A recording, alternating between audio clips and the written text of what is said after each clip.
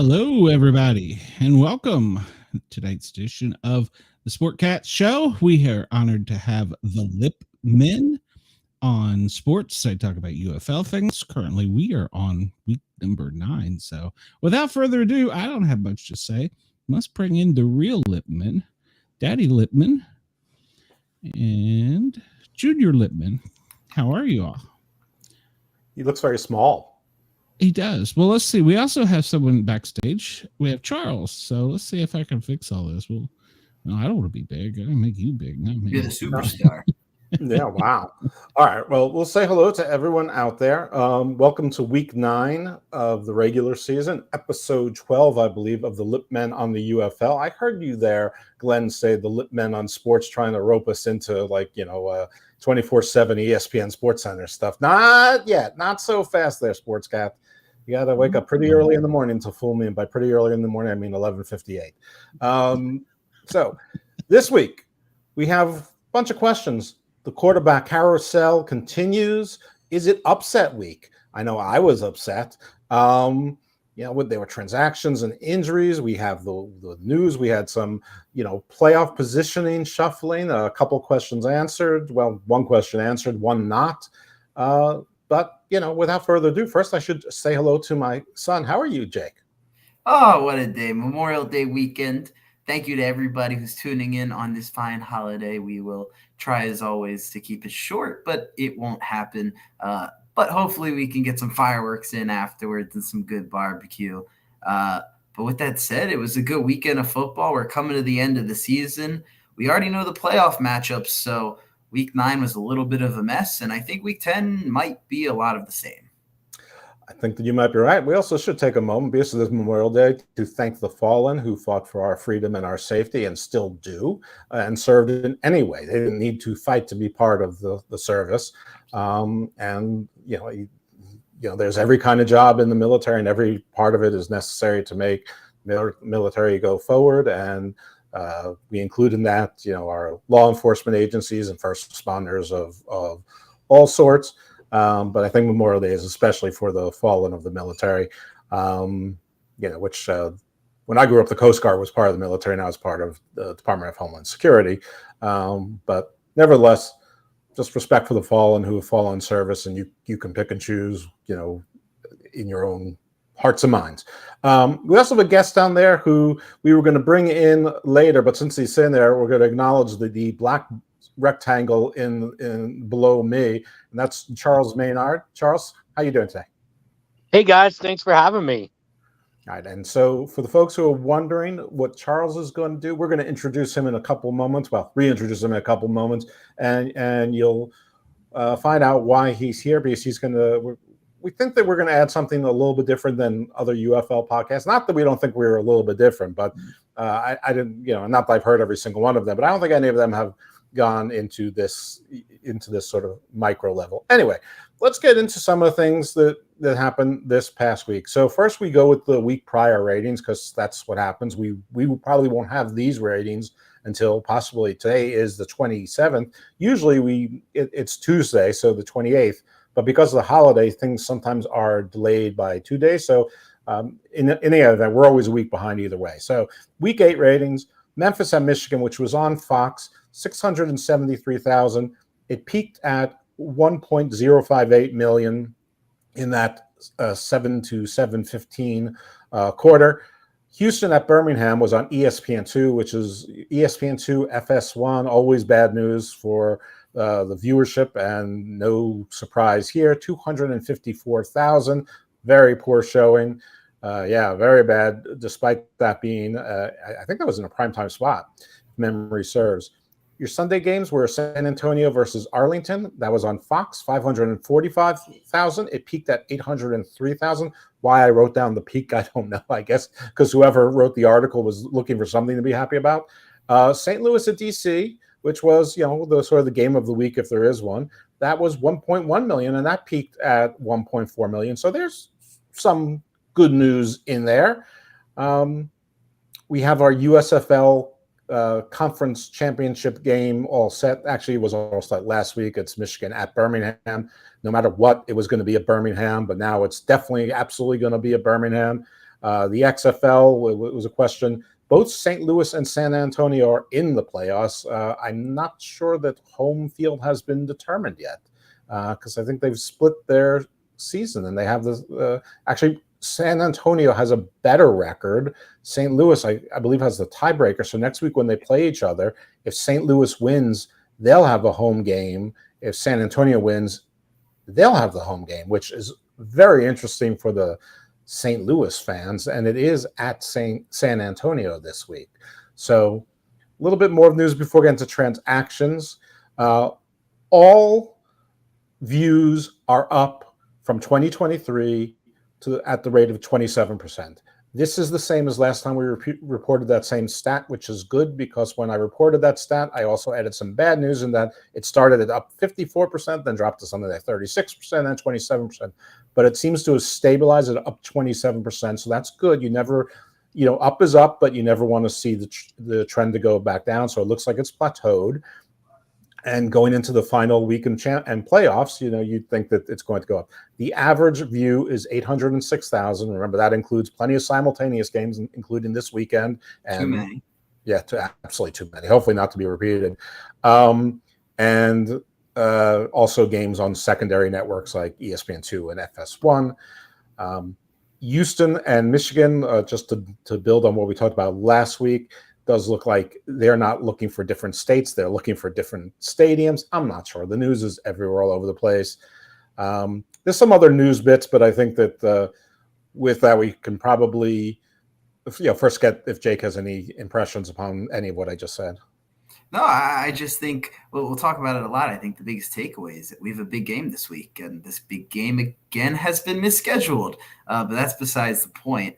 But I think that we're in for a good final week in the playoffs, despite already knowing the matchups. I think that only helps because these teams are already getting a chance to look at them. So I'm just ready for the playoffs, and I think we should recap week 9. Yeah. Well, before we get into that, we're going to do a little bit more business stuff, because that's why Charles is here. Charles is actually a TV consultant in advertising and numbers and analytics and things like that. I sort of know him from another world, and I've asked him to come on. He was, and we've had to reschedule a couple times. But Charles, thanks very much for being on again, and give the folks your CV and whatever you want to share about your expertise. Hey guys, thanks for having me. So I've been in the business for about 20 plus years. I'm an ad consultant. I've talked to various networks, CBS, AMC. I've done things with Fox. I've done things with ABC, NBC, and any kind of cable network. I consult with them. I have I represent certain clients, and then we go and place it wherever the primetime networks are. Nice.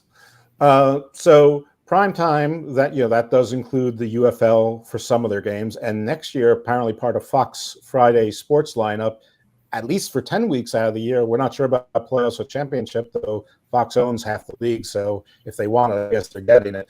But it looks like from that 8 to 11 o'clock primetime slot Fridays, at least for the 10 weeks during the UFL season, UFL primetime on Fox is part of that plan, and hopefully that also eliminates these simultaneous games. Do you know anything about the numbers with UFL, or based on what I gave to you, if you could plug them into that database that is your head, what does that say about the UFL to you? From what it says is that UFL and XFL have been going through a lot of changes. There's been new ownership. They're trying to, with Fox, it's going to give them a really big boot up. From what I've gotten from around the networks is that with the UFL, the first season is kind of like that honeymoon grace period. They want to see how things are going within that market. And I think from what I understood is that with Fox, they're really pushing out for the UFL from what they have told me on that Friday time slot. And I know that is some rumors within the networks is that they want to try to do games on Saturday and Sunday as well. So they want to try to do a Friday, Saturday, and Sunday just to fill up that prime time Saturday and Sunday slots. Because with people going, even a lot of times during the summer, people don't watch, but that Saturday and Sunday prime time slot, they want people to be able to tune in even during that summertime where they wouldn't have certain programming. even during that springtime as well. I know nobody's raised this at all. I mean, at least not in any formal settings, or at least not in any rooms that made it to public. But is there any thought about making there a Monday night game as well? I mean, it is ABC. They do Monday Night Football, or ESPN, ABC. Is there any thought of making so you have all prime time? I mean, it seems that the games in prime time get over that million mark, and people are sort of trained to watch football on Monday nights. Well, I haven't heard anything as far as moving the UFL to Monday nights, but that would be a really great thing for them, just to get that Monday night primetime slot. Because with Monday nights, that's when a lot of people actually go and watch TV, believe it or not. Like, I work with analytics and ratings, and Mondays tend to be like that time where everybody would go and watch a sports. If, as you can see with the NFL, they get millions and millions. But with the UFL, if they ever got that Monday night slot, I think that would be great for them. Like, just put them on a network, whether it's Fox, whether it's at CBS, or whether it's ABC. Just put them at that time slot. Like, I know with ESPN they have their obligations, but I think, I haven't heard anything, but I would think it would be greatly beneficial for the UFL to move to a Monday time slot. Yeah, and I could be wrong about this. I don't know what's on prime time, but I think Fox Monday nights is like these 911 shows and rescue shows, which are, with Peter Krause and Rob Lowe and Jennifer Love Hewitt and things like that, which are all doing very well. But I'm sure they can move them to other nights as well, easily enough. They could. Yeah, they could. And Raw is leaving broadcast. It's going to Netflix, which, I mean, I'm sure Netflix hopes a lot of people will still continue to watch it live, but there is a question if it's on Netflix and you can sort of watch it on demand, is there going to be that urgency from WWE fans to watch it live or not? And I'm not sure that Netflix really cares about that or not, as long as they get the views over the course of the week. But the point being is that there's sort of a big Goliath Monday night live show that's no longer going to be exactly a Monday night live show the way that we think about it traditionally now. So there is a potential, there's an opportunity there, maybe an opportunity and a half. Oh yeah, from what I understand is that Fox wants to fill a lot of stuff with sports. It's a lot of cable these days. A lot of people are just cord cutting on cable. As you can probably tell from your analytics as well, Jeff, is that you can see that cord cutting is becoming a thing. Streaming is going to, in about 5 years, streaming is going to become cable 2.0.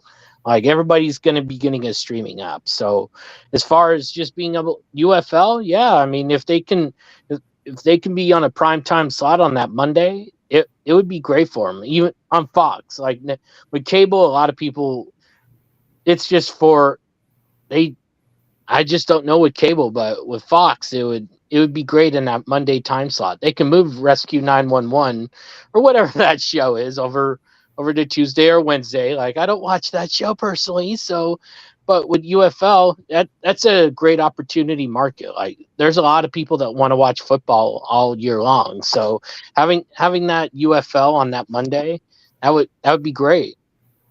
Yeah, well, you're welcome, Networks, for that great idea. I can't remember the exact numbers, but at some point, it's ironic because they were comparing it to SmackDown, the other WWE show that's on Fox, that a 30-second ad spot for the UFL was costing about $4,700 compared to SmackDown, which was $36,000. Now, SmackDown's always in prime time. The UFL is, maybe less than half the time, but still, I mean, it's a huge gap. And SmackDown does 3 times the numbers, but on broadcast, it's 50, it's half, or maybe a little bit, 55%, and that's like whatever 1/8 of the dollar amount. So there's a lot of opportunity for the UFL to, if it picks up some audience, to also make some more money in ads for the league itself and for the networks. And when you're Fox and you own 50% of it, you're sort of double dipping. You're getting it on both ends. Of course, yeah. You want to get it on both ends. There's going to be that empty time slot for USA on Monday. It's with that spring and summertime. There's that Goliath, and Monday Night Raw is going to be gone. So there has to be something that's going to be able to fill that. Right? There's certain sports that are going to be on. I mean, NBA is always going to be there. There's always going to be NASCAR. There's always going to be something else, but Fox is going to need to be able to replace that for that prime time Monday night slot.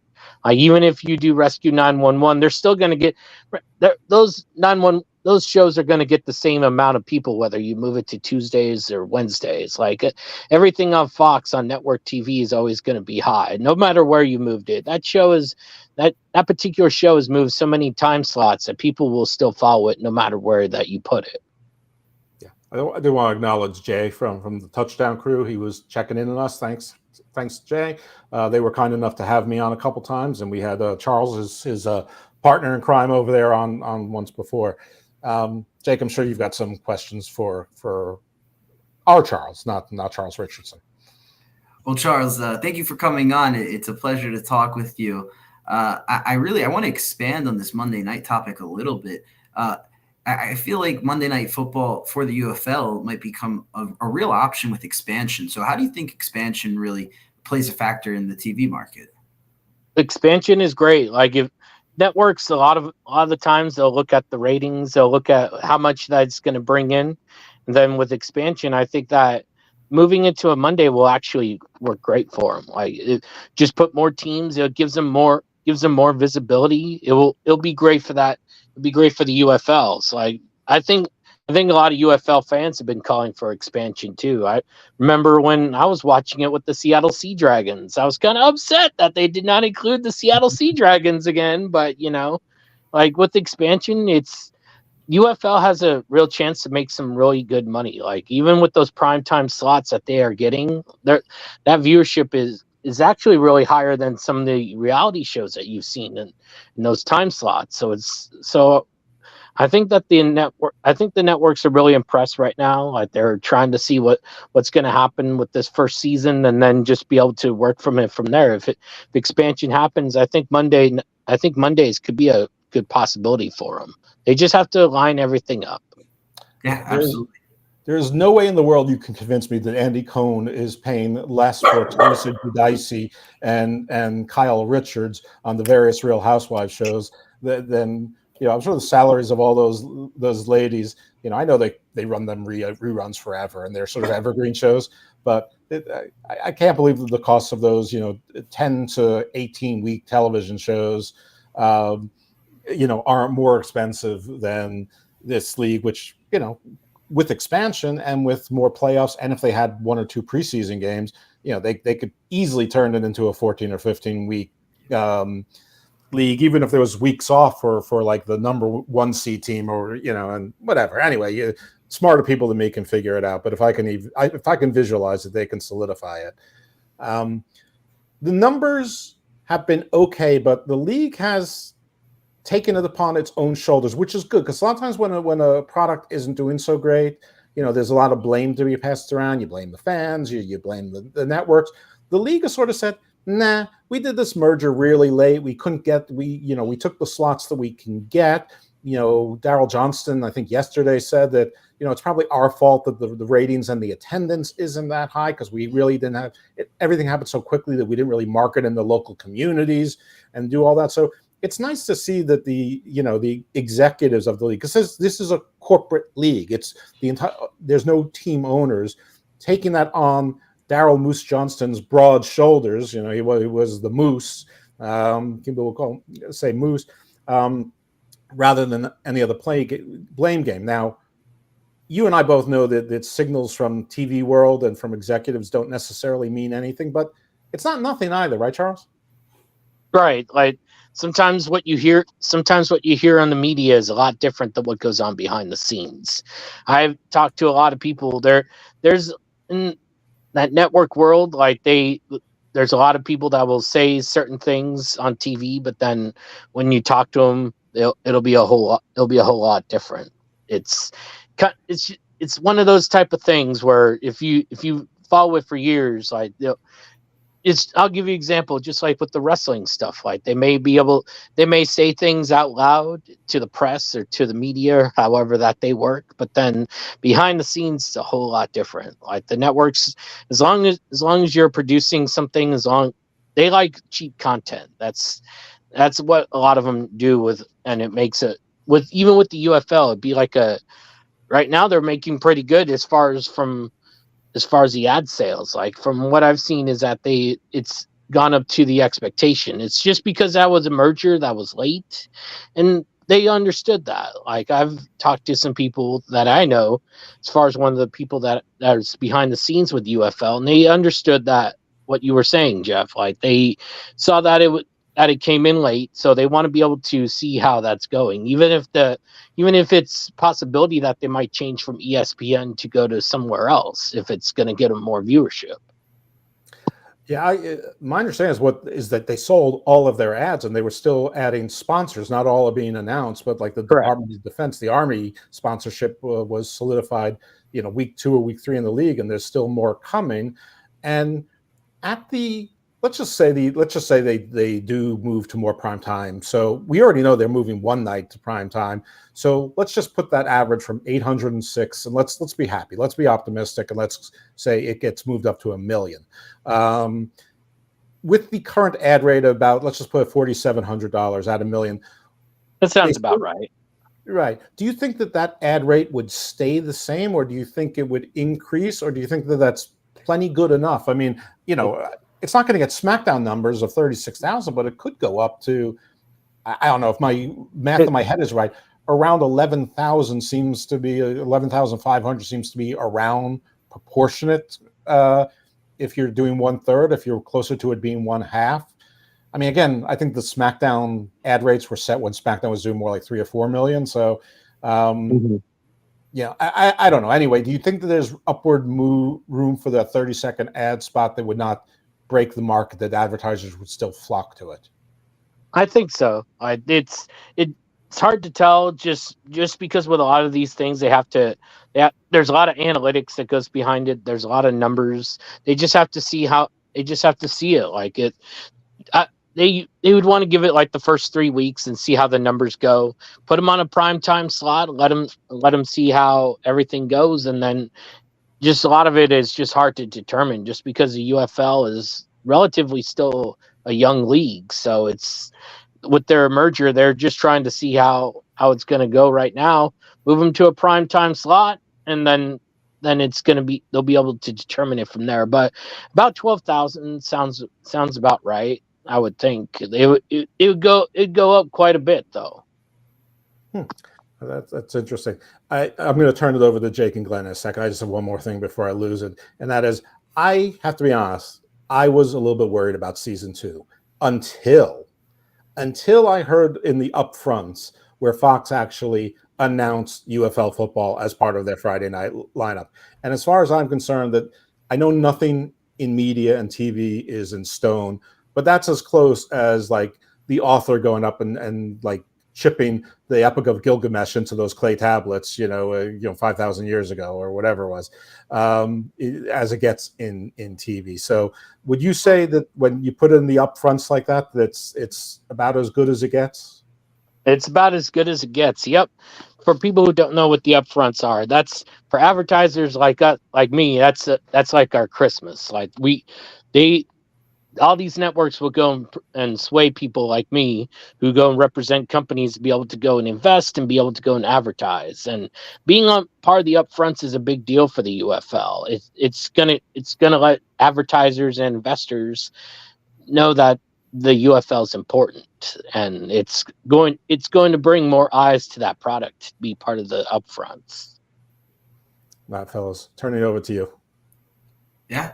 And so I find that very interesting, and that positivity is really nice to hear, because you always want to see a good football league succeed. And I just want to go back to Jay's comment he just left a second ago. I completely agree with him. I think 4 teams is realistic by 26. I think that's the expectation. I think eventually it'll be 8 to 12 and then a 12 to 16. I think those markets make a lot of logical sense. I think Seattle, Portland, something that can make sense. Something in Ohio can make sense. But those 4 cities are very realistic. And so just appreciate you tuning in, Jay. But Charles, for you, I think one thing that we've seen is that the UFL's broadcast is very different. A lot of focus on the gambling partnerships they have, but they also have a lot of little things that they do between sideline reporting with the players that are actually in the game and listening to the coaches and the referees. So from your perspective, what do you think about just all of these opportunities and all these things that are going on? Because they seem amazing, but also at times it can get a little chaotic. It can be like UFL. They're working with the same model as the XFL. If you remember the way that the XFL was working with the sideline reporters and being able to talk to the players, saying what's on your mind right now. Like that's, I think they've all when the merger happened, I think they adopted the XFL broadcast, which is chaotic, but at the same time, it's really great. Like it gives a lot of opportunities. It shows a different kind of production and different kind of broadcast, and I think that it's really great. Yeah, and I think it's nice to see something different, but I want to see what Glenn has because it seems like he's cooking up a good question down there. Well, no, my first thought was, since he works with the ads, we were talking about expansion.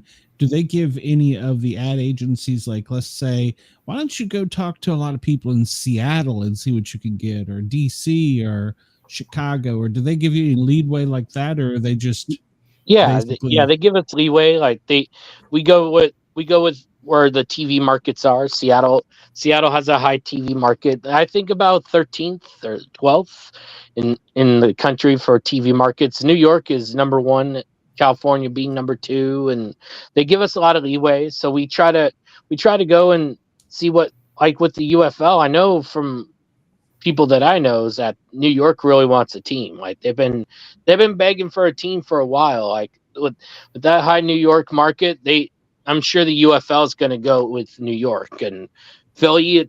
And Orlando. Even seeing Jay's question, like those are some pretty high market teams. Like people in Florida love football. Like in New York, they've been dying for football for a while. So as far as the leeway, yeah, they give us a lot of leeway. We go and be able to talk to people and see what's up. It's also interesting because it's like a national product in localized areas, but it's not. It's like neither. It's not like a really recognized league. I'm not sure that everyone even knows what the UFL is. I think some people still say the XFL. They still say the USFL. I think some say what. So, but it's not really embedded into its local markets either. And I mean, listen, I'm going to pretend to be Jake for a second and look at the positive, because there's plenty of places to go up on both those things. All you have to do is advertise and push that it exists. And I've definitely seen a lot more of it on other Fox products, definitely cross promotions with the commercials and things like that. I don't watch a lot of broadcast TV. Sorry, world, it's just the way it is. But some of some prestige TV is on FX, and I think it was Fox now, but I think one of the other partners, I think it's now Disney, and they're ESPN and ABC, and there's a lot of UFL ads on there. And so I think they're pushing awareness of it. At the same time, I hope what Daryl Johnston said is correct, that they're going to start trying to harvest those local markets. And, we've had ideas on the show about it. I'm sure they've got smart teams. Like, Charles, where does someone like you come in? Are you a broadcast media buyer? Are you an actual ad agency? Do you represent advertisers? I mean, what is your role in the game, and who are the other players? It's more of an ad agency. I'm a consultant, so I'm an independent contractor. So I have certain clients that I represent. I go consult with like Coors Light. I have Doritos. I have Capital One. I have clients who I go out and say that, oh, we're going to go to local markets, like with the UFL. I know from the people that I've talked to over at the local news stations, and some of the people around were very upset when the Seattle Sea Dragons weren't picked. Like it was a big market. Like even with soccer, they were dying to have some spring football there, like Major League Rugby.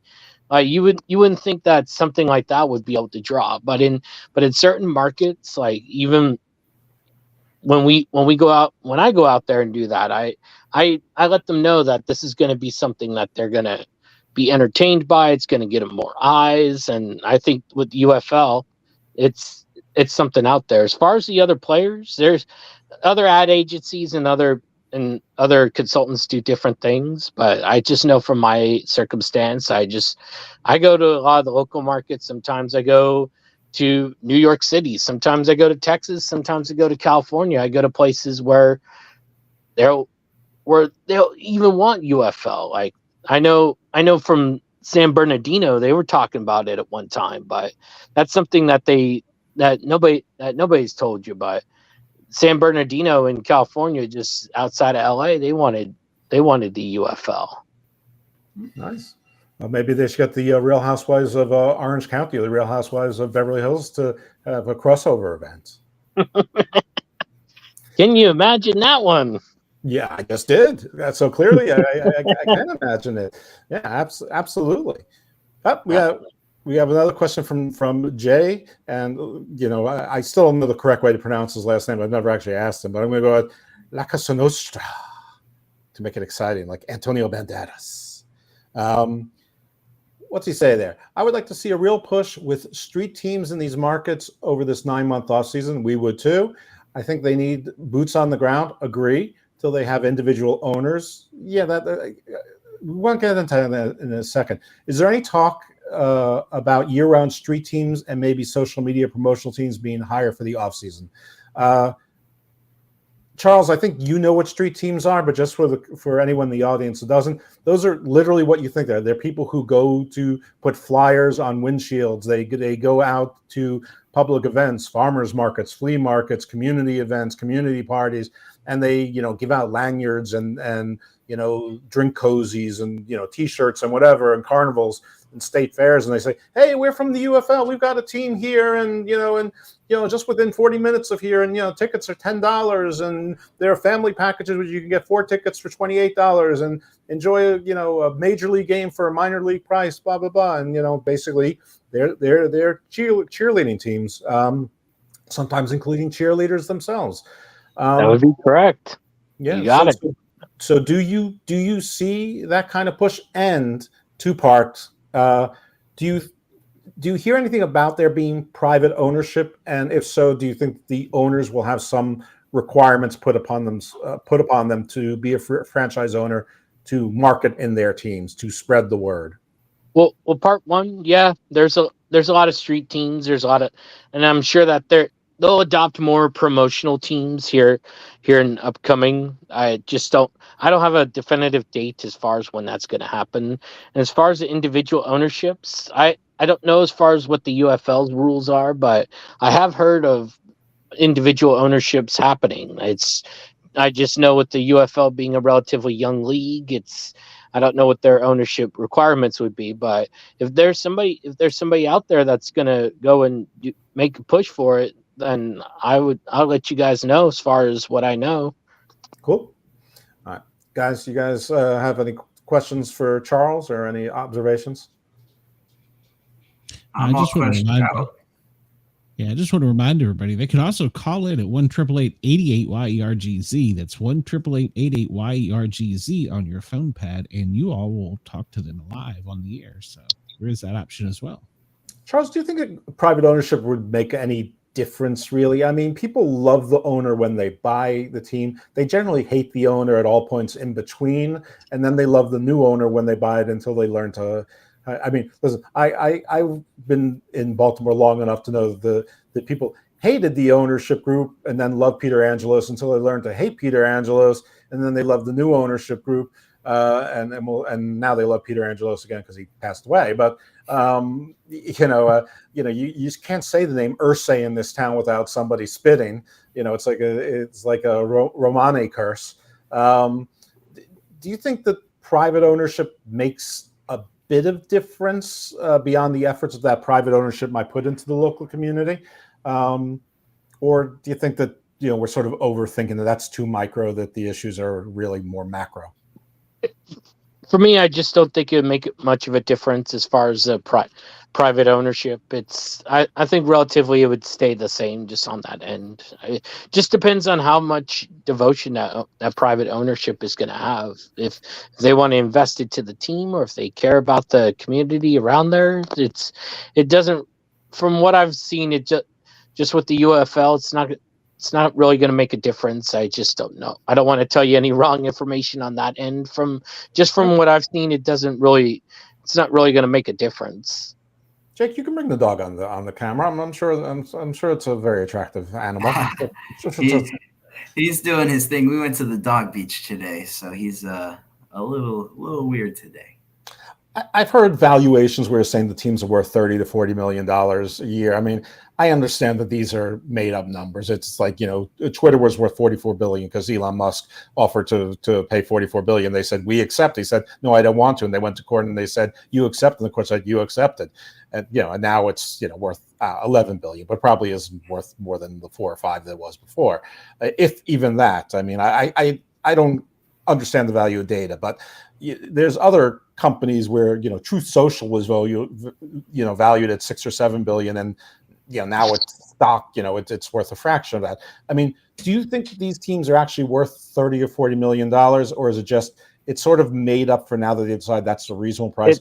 But you could make a killing if this league is still here in 4 or 5 years, you're going to make a killing on that $40 million investment. Yeah, I mean, it's a lot of it's smoke and mirrors. Anything that how private ownership works. Like they're going to display certain numbers. Oh, we're valued. They overinflate things a lot. Like they'll say that they're worth certain values, but then they're not. It's just the 4 or 5 years they see it as if they see it as a killing, they'll go and invest in it. But just what you hear in the media as far as what the worth is not really going to be what they display. Never believe anything as far as what they'll.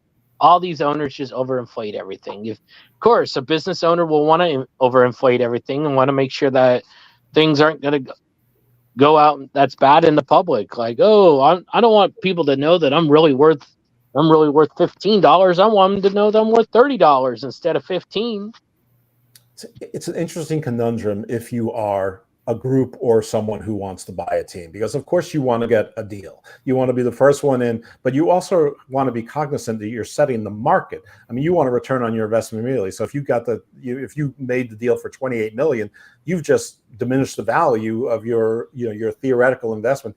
So I don't have $40 million to spare, so I don't really know how someone like that thinks. If they're like, they say 40 million, let's go in for 40 million. And then when I sell it, it's going to be 45 million.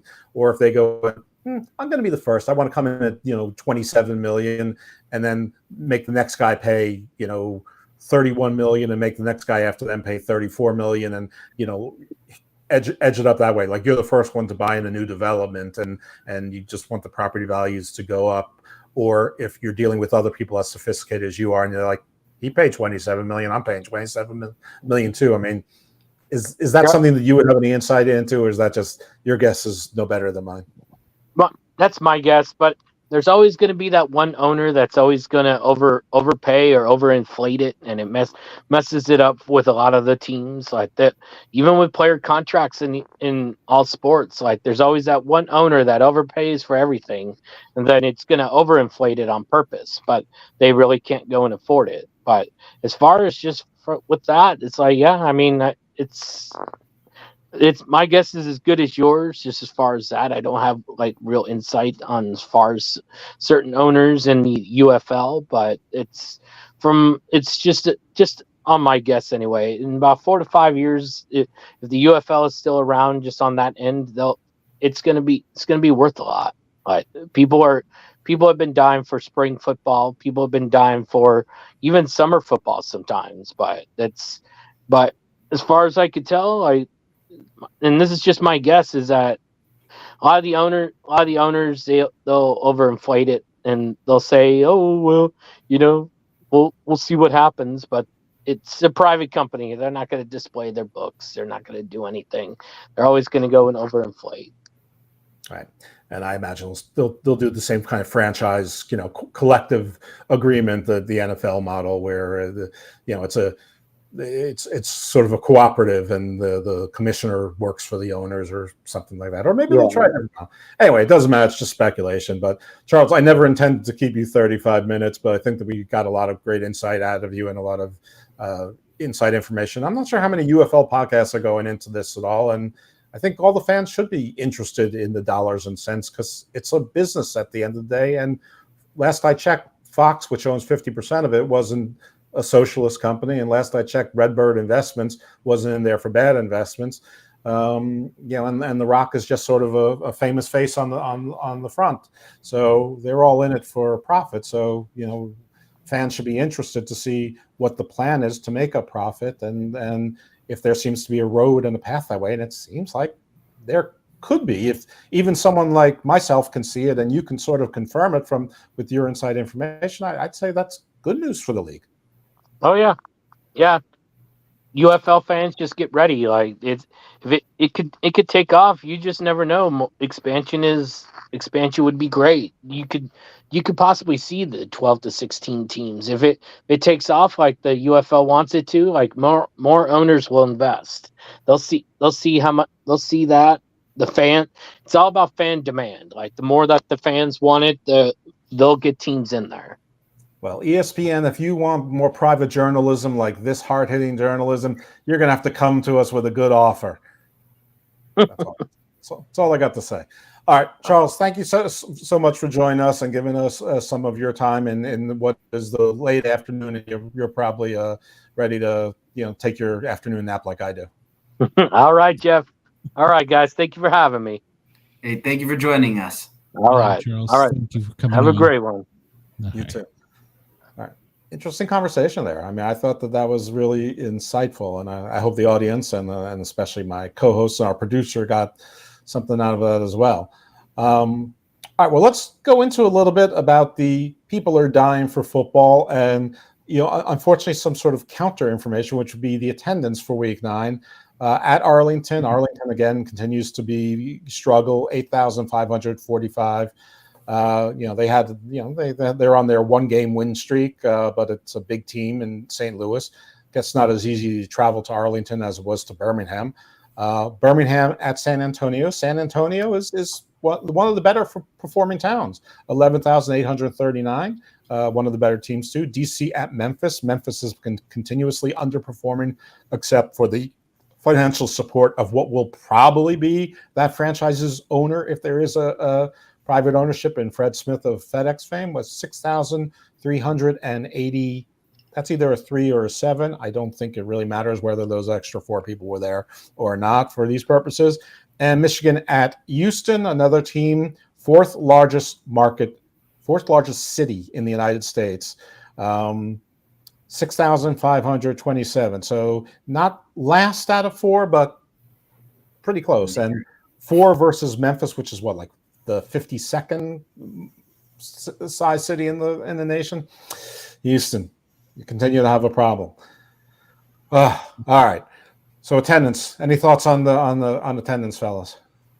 I think since we know the playoff matchups, I think the fans, both in the stadiums and on their couches, are waiting for the playoffs. I think that we'll see a lot of the same numbers next week. I think they're a little disappointing, but as we spoke just a second ago with Charles, I think overall everything's looking positive. So I think despite this being they're pretty hard numbers to hear, I don't think it's an alarm to set off.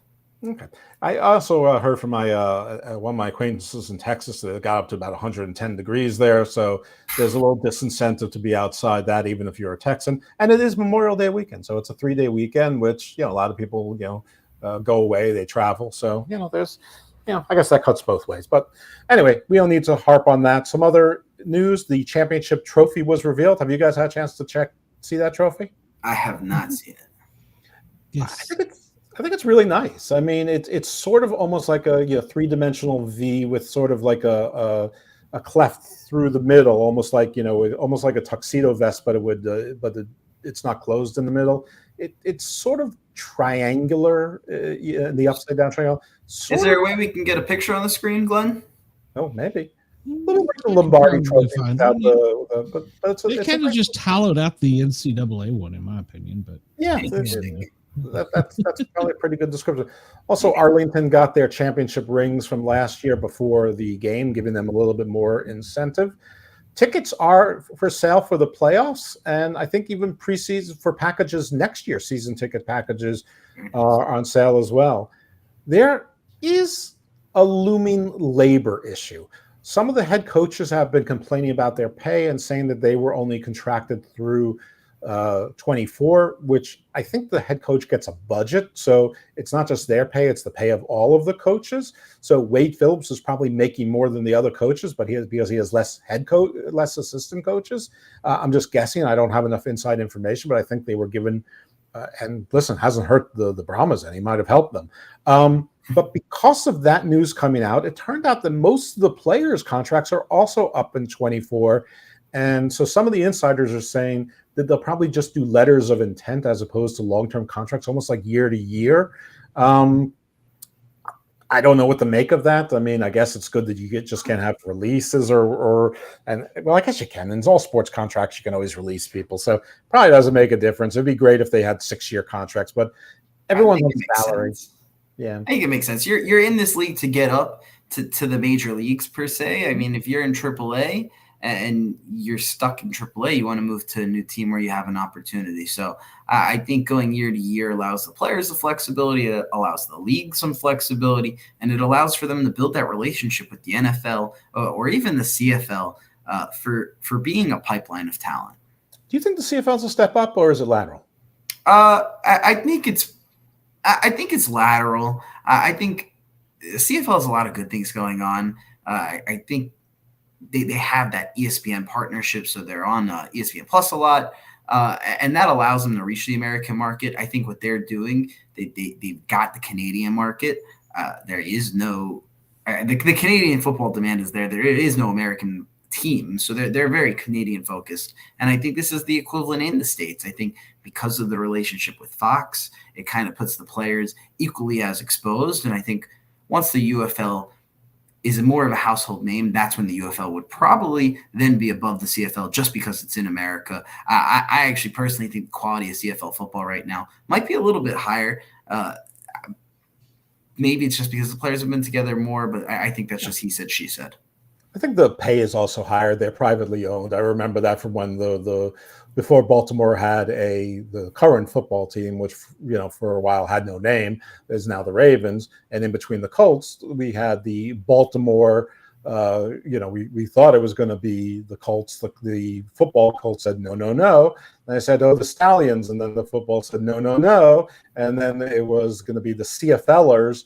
And then the owner, who everybody loved at first, turned out he was like the Great Gatsby and had no money, and he was run out of town, and everyone hated him. And I think the team moved back to Toronto or wherever they came from. But I do think that the players do make more money. I'm not sure. Yep, there you go. So yeah, I actually kind of think it's cool. It's got a little like Olympus kind of vibe.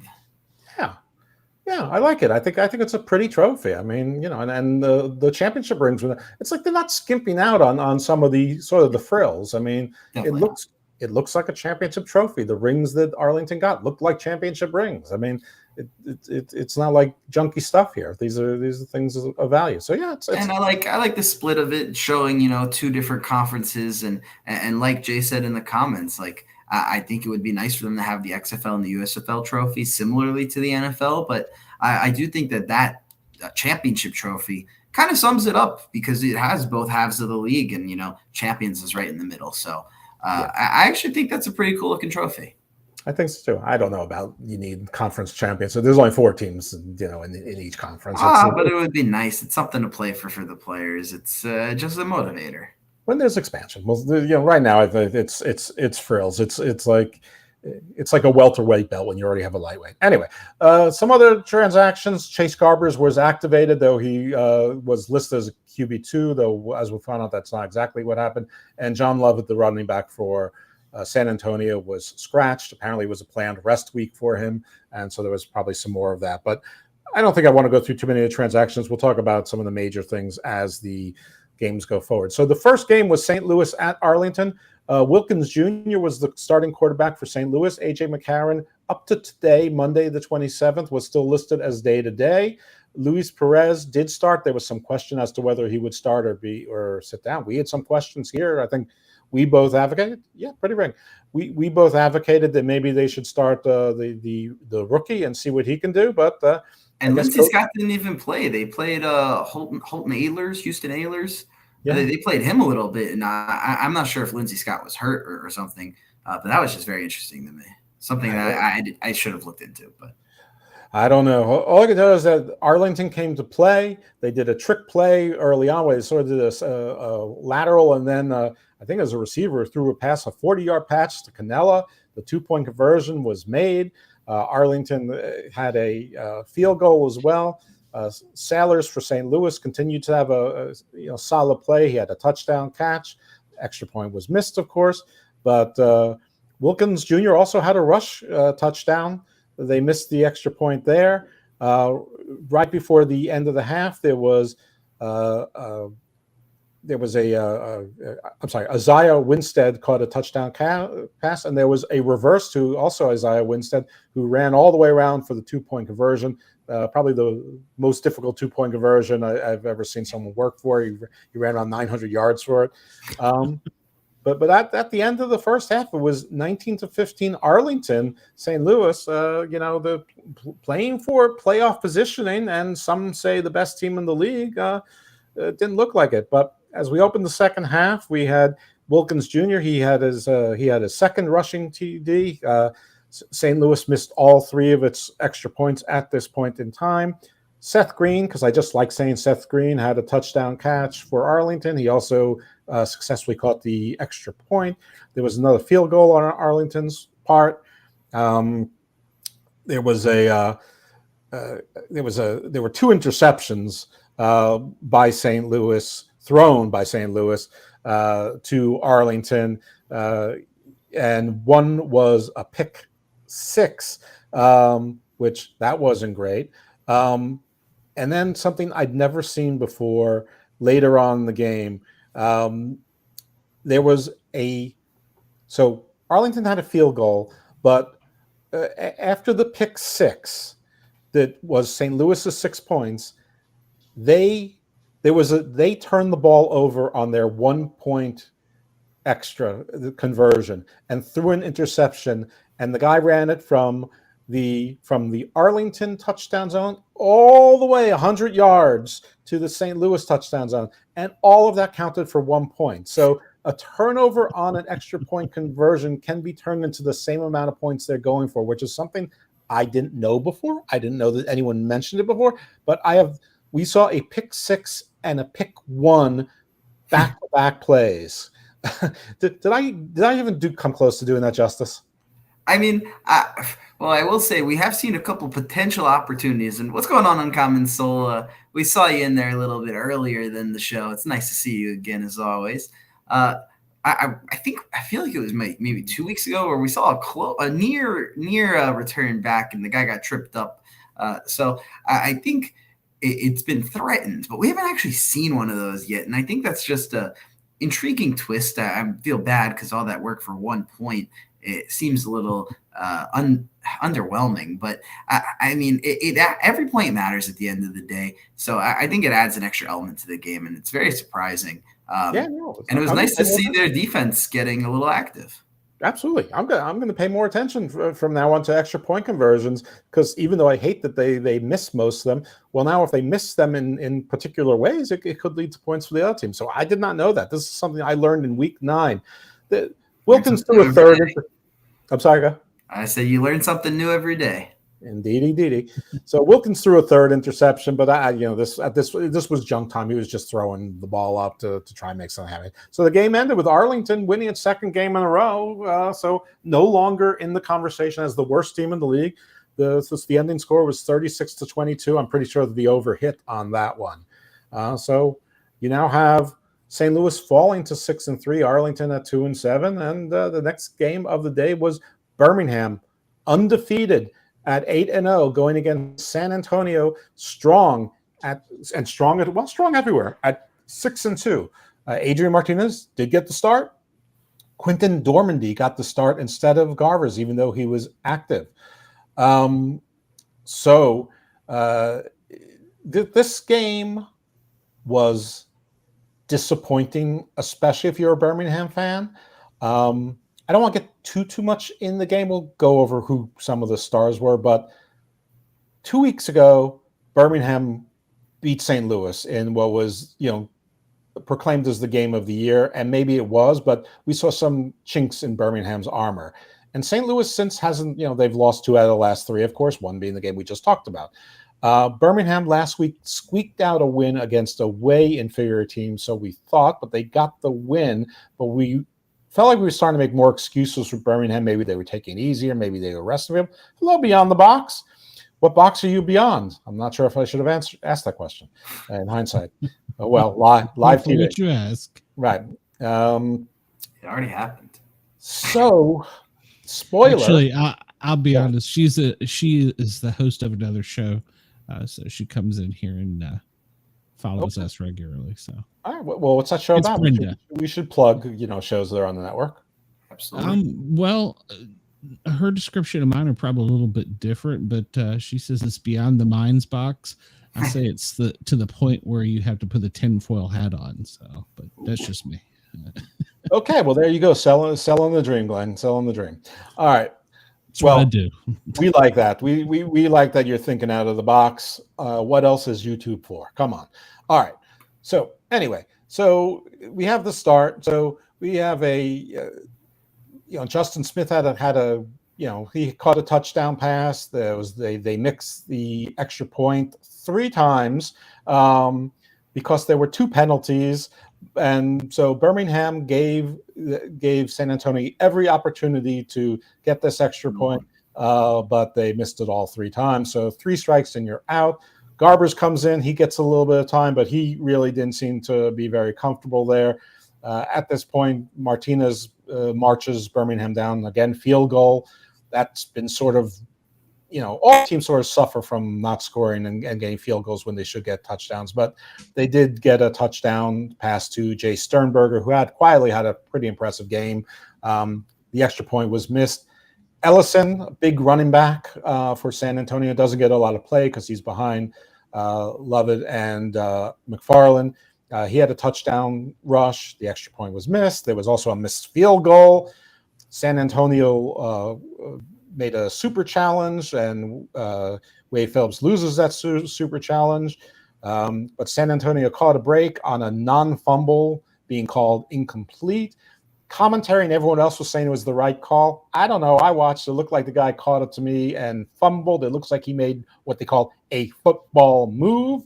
Probably not enough to overturn on review. I would agree with that, but maybe the wrong ruling on the field, if you know what I mean. Martinez threw an interception when there was 22 seconds left. They were near the goal. Ellison had a second rush touchdown. Again, the extra point was missed. This game ended 18-9, and I'm rushing through it because it was not a pretty game. I mean, San Antonio won at home, but they didn't score a lot of points. Their defense was tenacious. But Martinez didn't look so good. Birmingham didn't look so good. Undefeated no more. 8-1 to 7-2. Jake, what are your thoughts about this game? I mean, I think this game was very simple. It was a letdown for Birmingham. And San Antonio exposed them somewhere where we haven't seen them exposed just yet. What San Antonio did incredibly was they ran the ball zone. They were doing some zone runs outside, running in between the guard and the tackle, outside the tackle. McFarland had a great game. And they were able to find the chink in the armor, something that we haven't seen just yet. And they're a team that likes to pass, and they like to go for those big plays, but they kind of went to an old school game plan, and it worked. They did something a little unexpected. They changed it up, and they made it happen. And I think when you look at their game, it was a good game for them finally. Can we talk a little bit about the other side of things? Like, are you concerned about Birmingham? They've been playing their worst football at the end of the season. I think that, yes, obviously it's concerning. Obviously you want that momentum to carry you into the playoffs. I think they know exactly where they are in the playoffs. So I think that there is, I don't want to say less of a priority, but maybe less of a motivation. Whereas you have the Brahmas who are playing for positioning, and they also have Wade Phillips, who master motivator, and that defense is great as always. But I think when you look at them, they've had the same problem all years. They have an inconsistent running game. And for them, they struggle to run the ball this week. And so in the playoffs, I think they're going to know that. I think that they're going to focus on utilizing the run and imposing it early in the games to make sure that they can operate the way that they want to. But I do feel like And I'm looking at the stats here. Adrian Martinez had 5 carries for 56 yards as their leading rusher, but Ricky Person Jr. touched the ball the most. He had 7 carries for -1 yards, and CJ Maribel only had 2 carries. So I think that's a concern. I think their defense is always going to be good. They're always going to be in every game. So they just need to figure that one deficiency out. Yeah, there's a guy named Speaks on the defense who's just fantastic. And he had 3 sacks this week, and if he is not going to be the defensive player of the year, he's got to be number 2. I think there's a very clear top 2 going into the end of the season. Yeah, I think he ended. Yeah, he's on Michigan, but I think the standout for San Antonio is Tavion Beckett, right? Is that his name? Yep. Tavion. Yep. And Birmingham, we mentioned last week how only one of their starting linebackers from the start of the season is still playing today. So maybe they're getting some people healthy. I honestly don't know, but I'm a little bit concerned about Birmingham. But you think maybe they're just taking their foot off the gas rather than overconfident, or you think it's a little bit of both? I mean, I think it's a little bit of both, but I also think in this specific matchup, it's a little bit simpler. I mean, we saw one team who exposed run defense deficiencies and ran the ball well, and then another team that couldn't run the ball, and they were just one-dimensional. And so I think this game might have been a lack of motivation leading to a poor game plan. And I think when you go into the playoffs and the games matter, I think that lack of motivation is gone. So I'm not that concerned. Well, going into my Beyond the Box, first of all, Beyond the Box, I think that you might appreciate my podcast, Garden of Doom. There could be some synergies there. But in my Beyond the Box tinfoil hat, do you think that maybe Skip Holtz realized it wasn't working and said, this isn't going to work, but you know what? I don't want my team to get complacent. I want them to have that one loss. I want them to get this loss this week, not next week, and not going into the playoffs. Let them not feel like that they're not Superman. There is kryptonite out there, and get their motivation back. Do you think that's coach think, or do you think that a coach wants to win every single game? I think you watch a lot of conspiracy theories. There you go. So, I think that sounds more like the world is flat than realism. I think he wanted to win that game. Wait, Glenn, isn't the world flat? No, the world is not flat. Sorry. Mine is. I know. Explain to me how carpet stays down then. Sheesh. I mean, look at that. Water stays in the ocean.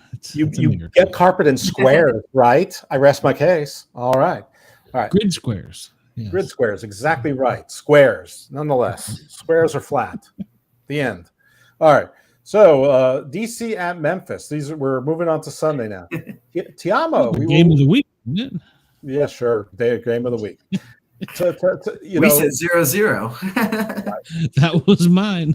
This is my betrayal of the week, because I finally decided to believe in Memphis and not give DC any credit. And both of them, I got both of my eyes spit in at the same time, and two stooges poked my eyes, and the other one bopped me on the top of my head.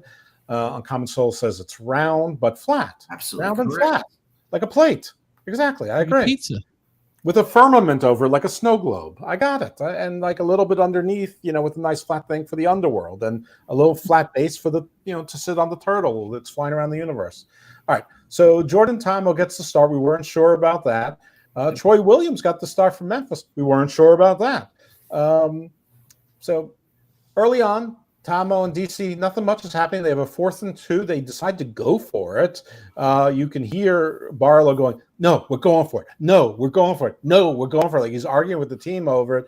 And your favorite guy, Jake Little Roland catches a touchdown catch, and he goes for like, I don't know. It felt like it was 45 yards that he ran, but he felt like he was like running at like a 4.3 40 or something. He's a little speedy little guy there. Yeah, Chris Rowland probably had his best game of the season, and they're finding really good ways to use him. Yeah, I have to agree with you on that. Missed the extra point, but later on, QT. So it's a Kiki QT. There's a Kiki Chisholm and another team had a touchdown catch. And this time the 2-point conversion was good. So we have 14-0 DC over that. There was a deflection thrown by Tiamo. Memphis turned it into interception. And Tiamo threw a second interception, but still, despite all of that sort of offensive ineptitude by DC, Memphis was that much more inept. They got 2 turnovers and still converted that into no points. that brought in Josh Love, who I wanted to start the game late into the second quarter. I'm like, all right, Memphis, you're not going to let me go. We're feeling that Elvis theory, that spirit of Elvis, that Graceland, that Johnny Cash. We got that fire. Darius Victor, who I mentioned last week, is somebody who was on a decent team with a decent line, could get something done. He gets a rush TD.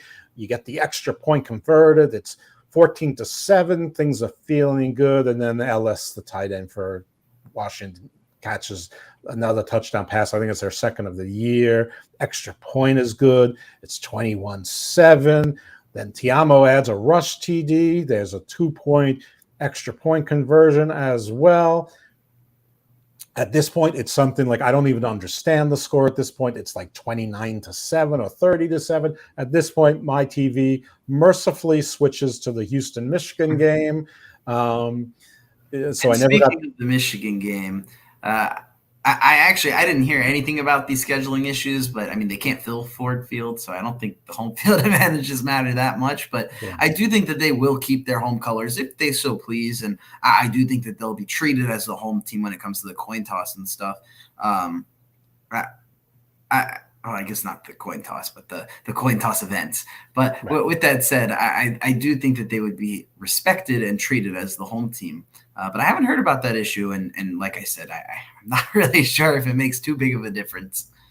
Yeah, I mean, they'll be treated as the home team, but it's an artificial neutral field, but it would be a neutral. By the way, with Michigan, one of the places they were talking about moving them to was actually Ann Arbor, which I'm hearing a lot of complaints from the Detroit audience and fans of Michigan. Well, maybe you should go to the games. I don't know what to say. I mean, it's spring in Michigan. I mean, the weather there is perfectly pleasant. It's and the team's pretty good. It's fun to watch. Yeah, they're a good team. So anyway, Josh Love rather, but even Jordan Love, no one named Love. Courtney Love couldn't have helped this team. Nothing brought this team back. I don't even know what the final score was. I think it ended up like 36-22 or so. I don't know, but 36-21 DC Defenders win, and we were all a little surprised by that one, even though we should have known better.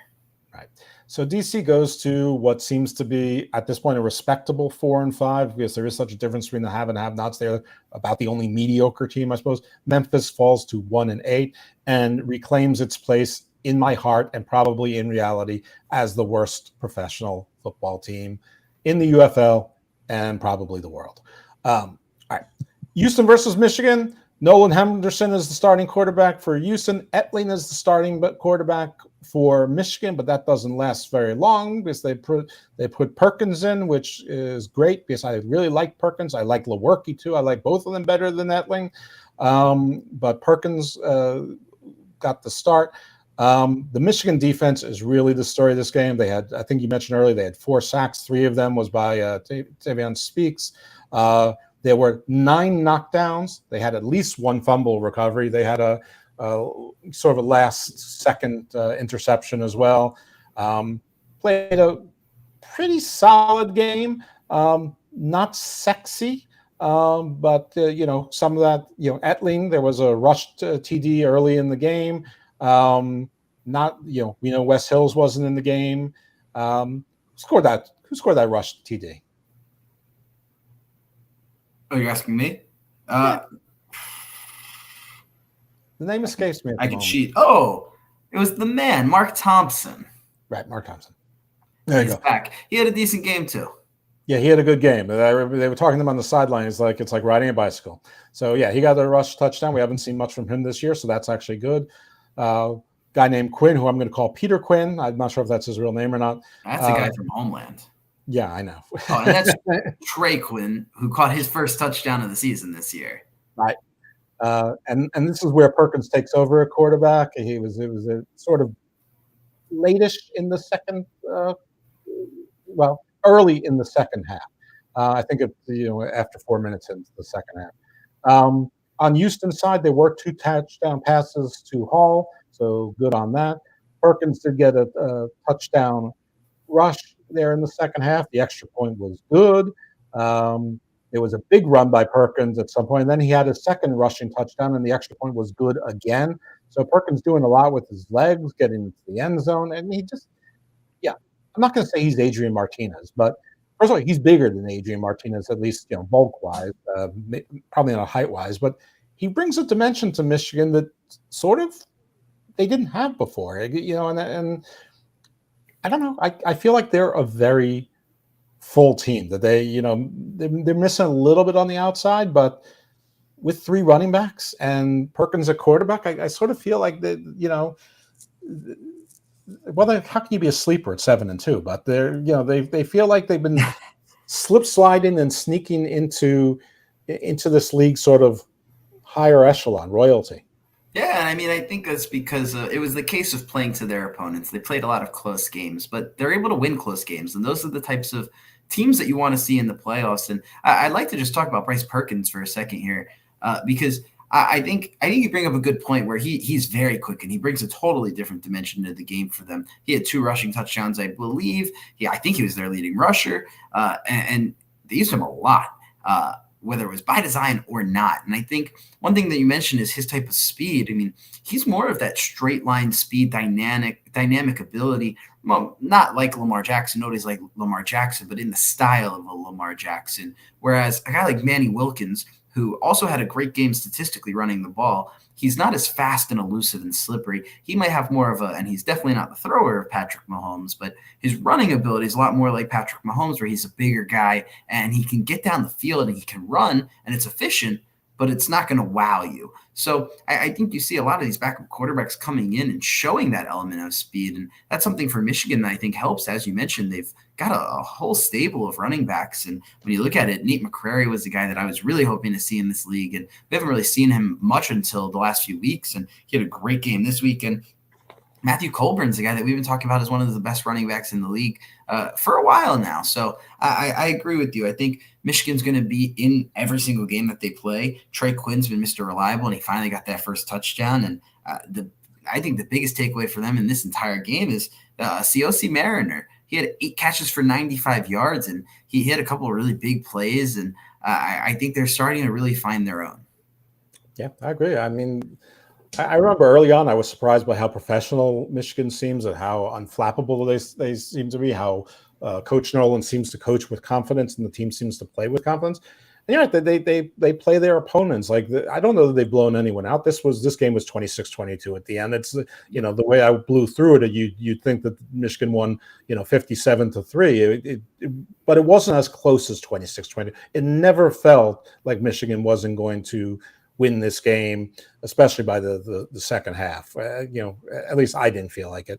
But you know what? If I can interject real quick, I think that's credit that final score to Houston. I think when you look at, you were talking about the worst team in professional football, I think that kind of just shows that Houston is just a little bit ahead of Memphis at this point in time. I think they have their own quarterback problems and they have their own issues. But at one point, it just seemed like they were feeding the ball to Justin Hall. And he was making some really big plays for them. And we've been calling for Nolan Henderson to get some playing time. And he didn't look the best throwing the ball. He didn't have as many opportunities. They blitzed him a lot, which kind of threw him off. And there was just a couple other things. I think he's a better thrower of the football than what he showed this past week. But he ran the ball a lot for them. And that's what kept them at least – chugging along and keeping close and getting first downs. And he did a little bit of the dirty work that, they weren't getting from their running backs. And, we said that Mark Thompson played well, and he did. He had 11 carries for 38 yards and a touchdown, but, TJ Pleasure hasn't been used as a number 2 guy since Mark Thompson. I don't know if they're just not committed to the run, or maybe because they have this aspect of the quarterback that they kind of want to mix in different ways, but they need to get their ground game more physical, I think, because they have a guy like Nolan Henderson who brings that speed at the quarterback, and you have Mark Thompson who can get you the touchdown on the goal line. So let's find a way to merge this all together. But credit to Houston for keeping it close, and Michigan really is dangerous. I apologize for that tangent and cutting you off, but I like a lot of what you said. I mean, you didn't cut me off. First of all, you asked if you could interject at a co-host. You never have to ask. Second of all, that wasn't a tangent. It was completely, you had all say excellent points. One thing, all the teams in this league have pretty good defenses. Even lowly Memphis has a pretty good defense, and Houston's defense is tenacious. Even DC, they were supposed to have a pass rush. They really didn't have any pass rush at all. And I think when they realized they had no pass rush, I think that the rest of the team forgot what else to do because that was their identity. But a bunch of these teams don't have any offense, and it wouldn't take too much for them. I mean, it's easy to say not too much when one of your problems is your quarterback isn't good, but one player can make all the difference. I mean, there was a season with the Ravens where they were 3-13 one season, then they got Steve McNair and they went 13-3 the next season.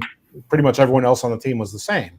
In any event, do you think that they should start Nolan Henderson, just let him play a full game and just trust him a little bit, but tell him, listen, kid, we know you can run, but try to pass a little bit more. Your feet are a little bit happy, and just give him more of these live reps? I think so. I mean, when you're 1-8 and you're on the verge of being 1-9, you already know you're not in the playoffs. You may as well at this point. It's like when you're throwing paper towels up at the ceiling and hoping one sticks. Like you got to just see what happens, and you're throwing mud at a wall. So I think you let him. He's shown you some intriguing things. He's led some good drives over the last few weeks. It's not like he has a lack of reps. But I think you've seen what happens when you have you saw Jared Garantamo early in the year, then you saw Reed Sinnett through the middle of the year, and now at the end of the year, let's see Nolan Henderson. Nothing's worked. Let's give him a shot. This league is all about giving opportunities and helping get these players developed. So I think yes, and I think you don't have high expectations. You tell them, look, we're going to let you start, let you play. Reed's going to be your backup and ready to come in if anything happens. We want to win this game, but we're giving you every opportunity to show the NFL teams that you deserve a shot in training camp. And I think you let him take it and run and see if you can have, some sort of impact on the end of the season with a good upset win. I agree. Now, I was going to ask you a bunch of some other players in the quarterback situation, but I think actually I'm going to ask the same question when we do our picks as to who do you start. So, Glenn or whomever, do you have next week's games or this week's games coming up for week 10, the final game of the UFL season, regular season? I do. First up at 2:00 in Birmingham, it's the Panthers versus the Stallions. Okay. Panthers versus the Stallions. So we have the 7-2 Panthers against the 8-1 Stallions. It is at Birmingham. And Birmingham coming after a week game. So I'm gonna start with the question, not just your pick, but who do you start at quarterback for both of these teams? So we already know what this matchup's going to look like just 1 week later in the playoffs. We know exactly who's going to be home. We know exactly who's going to be away. And so I think if you're Birmingham, even though Adrian Martinez has been a stud and the MVP, I think you bench him. I think you don't show them your cards, and I think I hate benching starters, but I think you bench him and you give your other guys a chance and you see what happens. And for Michigan, I guess the real answer is I have no idea for Michigan because they were so reliant on their defense. They're going to be in any game, and I think Bryce Perkins showed more this past week, but I think Danny Etling is more of the sure thing. I think maybe you use Bryce Perkins and see if he can carry some momentum into the playoffs because you've seen Etling be kind of up and down, but I think that's really a coach's dilemma there. You've got the runner, you've got a guy that's a little bit more of a passer.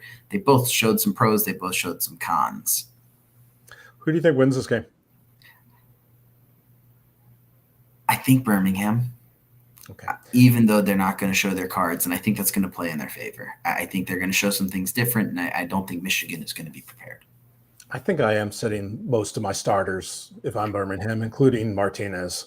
And yeah, I think we're going to let what's his name? Nolan, who's the backup? No, Matt Corral. With Nolan, right? I knew it was a too terrible. Highly accomplished player. You let him go out there and play, and he's going to keep you in the game to win, even though they don't need to win. It does no good or harm when it loses. And I think Michigan, you do start Bryce Perkins. Let him, continue to get comfortable. Let him continue to lead that offense. And I'm going to pick Michigan to go in, and I'm not even sure it's an upset, but we'll call it upset to upset Birmingham at home. They get decent crowds there, but 9,000 to 11,000, So that's not a home field advantage. It's good for UFL numbers, but it's not a home field advantage. So I'm going to go with Michigan going in there and pulling the upset. And we're split on the first game already. Okay. Wow. What else you got, Glenn? All right. Well, Saturday, the second game is San Antonio Brahmas versus the St. Louis Battlehawks in St. Louis. And before you even talk, this is ridiculous. I understand it's on ESPN. Oh, no, it's on Fox. But I understand there's things going on ESPN, UFC pay-per-view on Saturday. But this game needs to be in prime time. It's a great game, a great matchup. It has all the implications in the world. Personally, I would like this as the late night Sunday game with all the eyes on it before the week begins. But that's just me. I'll let you go. Yeah, I mean, we don't know the story with McCarron. He's day to day. I think they need him to play if he's able to play. I think they need to get some of their momentum back. But I don't know if he can play. I'm gonna make my pick based on him playing. And I know there's no backsies. It's not a conditional pick, so it's a pick. But I think that St. Louis is going to upset San Antonio. I don't know that this would have been considered an upset even 3 or 4 weeks ago, maybe not even 2 weeks ago. San Antonio is really good. They're really surprising. They play in all sorts of fun, different ways. But their offense isn't that great. I mean, they rely very heavily on their defense. And if McCarron is there, it's a different offense. And I know San Antonio's defense can play with them. I just don't think that they can contain them and hold them for 4 quarters if McCarron's leading. If that offense is in any sort of rhythm, there's just too many weapons. So I'm going with St. Louis, another road team upset. I guess we'll call it an upset. And McCarron plays. And who would you have start at quarterback at San Antonio? I mean, if Garbers is your guy, I guess you got to play him, right? I thought Dormady did an admirable job. I personally am starting Garbers here. I think he's the guy that got you started with the season. He was the guy that you thought was the most talented guy coming out of training camp.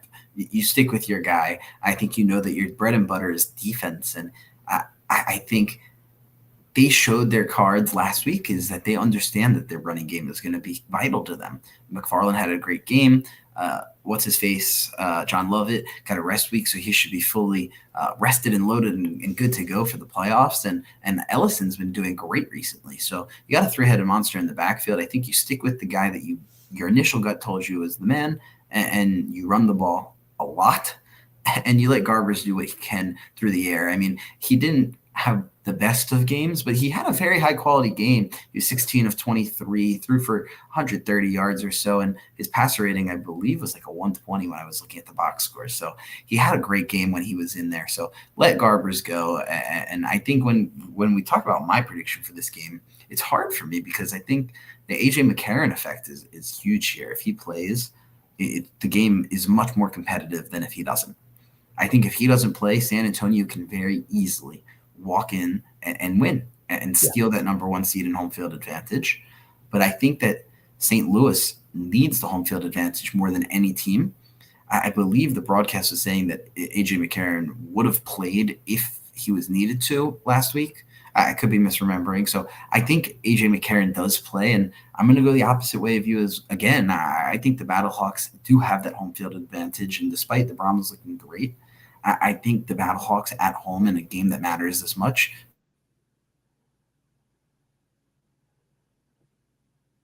Well, he's frozen, or I am. Yeah. Well, he's frozen, but actually, I want to point out I did pick the Battlehawks to win this game. So. Oh, I thought you said the Brahmas. Now you're not making. We can't hear you now. We can hear. I thought you said you picked the Brahmas, but I think it's going to be a great game, and I think the Brahmas will keep it close. Yeah, no, I did pick the Battlehawks, so we're actually in agreement there. Again, McCarron is key though in both of our minds to this game. Absolutely. Okay, what do we got next?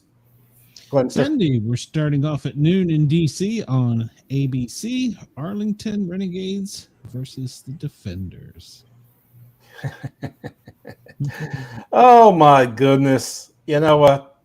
I don't care, DC. You got me. I don't care. Still hate you. Arlington, the best 2-7 team you're going to see, and they're going to end the season at 3-7. Wear my Renegade shirt. They're going to go 3-0 in the only part of the season that matters, the end of the season, because they already got their championship rings. They're all winners in my heart, at least this week, because I do not like DC. Drain the swamp. Go Arlington.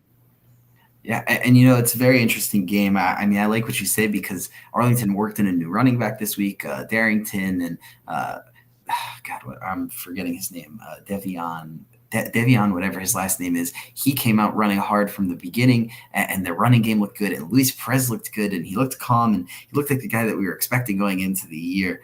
And this game kind of frustrates me, because I'm not really sure what we're going to see from either team. I think Jalen McClendon looked good for DC in that fourth quarter when he played. I think Teamu looked exceptional compared to how he's been looking the rest of the year last week. And I think Chris Rowland played great. So I think this game is a battle of two teams who, yes, Devion Smith.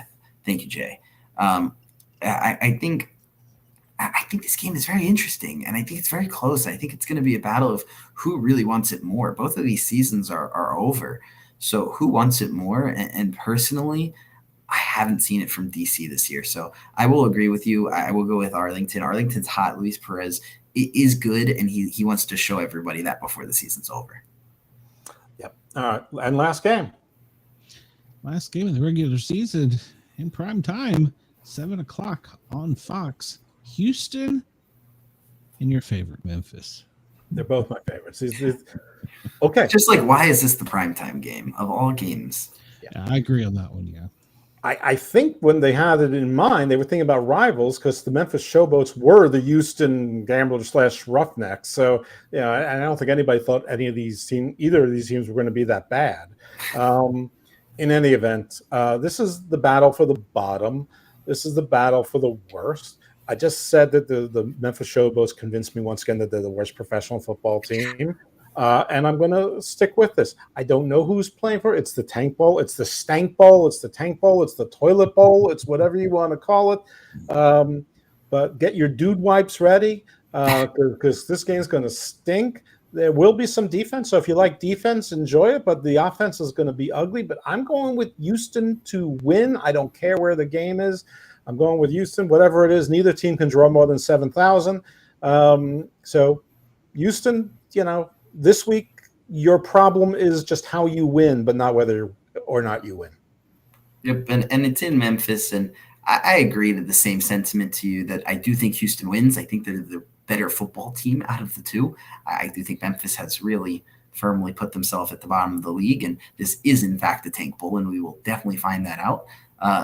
But I will say that I do think the game might go a little differently than you do. I think there might be a little bit of offense. I think this game out of all four, if anything, is going to be the game with the most motivated players. These are going to be the guys that they want something good to put on film, and they've had rough seasons, and they want to end it on a good note. So I could see some good offense. I could see some exciting defense. I'm not saying it's going to be the highest scoring game of all time, but I actually do think it should be a decent game for this level of competition. 19 to 14.7. They might be able to pull something out like that. Have a pick one again. It'll be 19 to 15. I don't know. I think whatever it is, I think I don't do gambling, but I'll just go with the under on this one. You all heard what I think of this game. So okay. So we agree that Houston somehow wins. We agree that DC somehow loses. And Arlington wins. So we're both going with Texas is going to have a good 2 out of 3 week, but we both think that San Antonio loses. I think we both picked that St. Louis wins. And I don't remember the other game at this point in time because I'm old and forgetful, but it's all recorded, so I don't need to remember. It's all there. That's all I think I have for the week. Glenn, you have anything else? Jake, you have anything else? No, I just want to say thank you to everybody who's watching on Memorial Day weekend.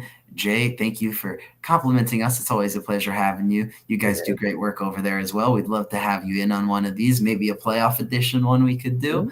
But it's always a pleasure to be here. And I hope everybody enjoys the rest of their holiday night. I certainly am hungry myself, so it's going to be a good dinner tonight.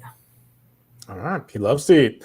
All right. Well, I agree with those sentiments. Thank you, everyone, who spent part of your holiday weekend letting us finish up your holiday weekend with us. For those of you who didn't get a day off, I guess it's just another day, but thank you nonetheless for spending some time with us. Hopefully you're watching the UFL games. And you get a day off soon. Yeah, and you get a day off soon. Maybe you get tomorrow off. Who knows? Maybe tonight's your party. Maybe that's your reward. All right. I guess this is the time where we say where we can be found and followed if you want to be found and followed. So, Jake, let's start with you. Jake_Lippman, Twitter. You can find me on Instagram, whatever. I'm not big on social media these days, but I'll be back. So Twitter is the place to find me for when I'll be back. Next, you can find me at IcarusFellMD. There's another place too, but I'm not going to say it. You can, of course, find me on Facebook, and you can listen to my many, many, many other podcasts, including Garden of Doom and Garden Views is on that very self-same feed. Hammerlock Hangover is my wrestling podcast, which you can also find. And later on tonight, I'm supposed to be on Unpopular Review, Raw's Watch Along. They've obviously started without me, but they do that every week because they know that I'm not going to pop in until 9:45 when I can reasonably catch up to the show. By the way, on my both Jake and I sucked at our UFL predictions. We were both, I think, 1-3 this week. Yes, and our one win was on 2 different games. Right, but the important thing is Jake couldn't gain any ground on me. The bad thing is, listen, I actually wanted to be perfection in my imperfection with 0-4, so I'm almost upset that I lost the game. But with my wrestling predictions this week, I thought I was 17-1, but it turns out I was 16-2. I was 6-0 with King and Queen of the Ring, and I was 10-2 with AEW's Double or Nothing. And here's the thing. I haven't watched AEW in over 2 weeks, so I get to go 10-2 without even watching the product. Well, you can form your own conclusions about that. In any event. It's good accuracy, though. Yeah, it's good accuracy. Indeed. So that's where you can find me and follow me. Jake already told you.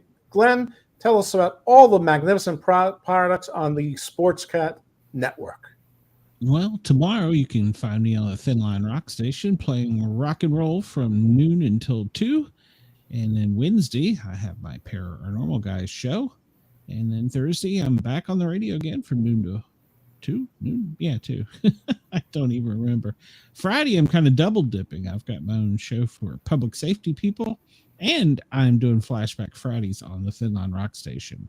So you got that. Saturday, we are probably going to do an open mic and invite some comedy. You two come on in and the Misfits and just kind of have a good time. That's about it for me. I'm sure there's more, but Cheyenne hasn't told me. Oh, and by the way, I want to say all the tornado victims out there, I wish you luck because I know Cheyenne is without power and has been for over 48 hours now. So, oh no, wow, it's terrible. All right, well, good luck to everyone. Extreme weather is just that. So everyone, I normally say stable, my friends, but I guess I'll say stay safe and check us out next week. Definitely check back in next week. We've got a great show incoming before the playoffs. Sure do. Yeah, maybe you can get us a guest in here that will rock it. And thanks to Charles for coming in. Speaking of guests. Absolutely. It's always nice to have someone else in here. That's right. All right. Well, thanks to Yerg's Radio for allowing us to be on their radio and also providing us with the phone number. So maybe you guys will get a call in one of these days. So, anticipation is brewing. Sometimes be careful what you wish for. And until next week, fellas, have a good one.